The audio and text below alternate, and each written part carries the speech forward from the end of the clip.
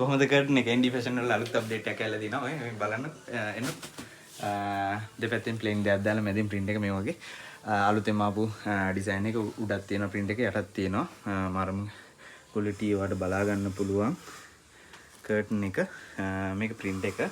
එතකොට මේක linen එක අඩි 9 අඩි 9 පළල. ඉතින් ඔයාලට ගන්න පුළුවන් මේක දෙපැත්තෙන් ප්ලේන් දෙයක් දාලා මැදින් print එක දාලා දෙන්නම් ඔයාලට රැලි 24 එකකින් ඉන්න පොඩ්ඩක් ලයිට් එකක් යනවා.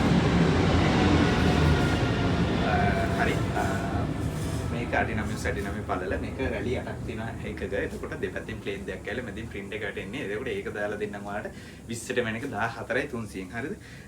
මේ හෙට යන තියෙන ඕඩර් ටික මේක දාලා දීලා තියෙන ඔයාලට මේක කැලි 17ක් මේකෙන් කැලි 9යි එක්කෙනෙක්ට ඔයාලට බලන්න පුළුවන් දිගැල්ල පෙන්නන්න මේක පැක් කරලා තියෙන්නේ මේක කැලි 6ම යාලට 27යි 600න් දාලා තියෙන්නේ. ඒතකොට එකක් කරන්නේ 4600න් මේ තව ඩිසයින් එකක් තියෙනවා බුරු පාටට හුරුනේ මාරු මුල්ලි මේවා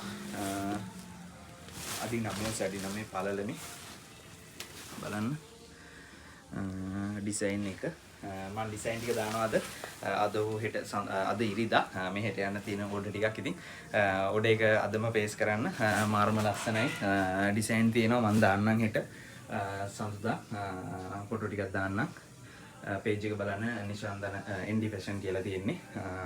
එහෙනම් ජය වේවා හැමෝටම. එහෙනම් විශ්සන්නයි.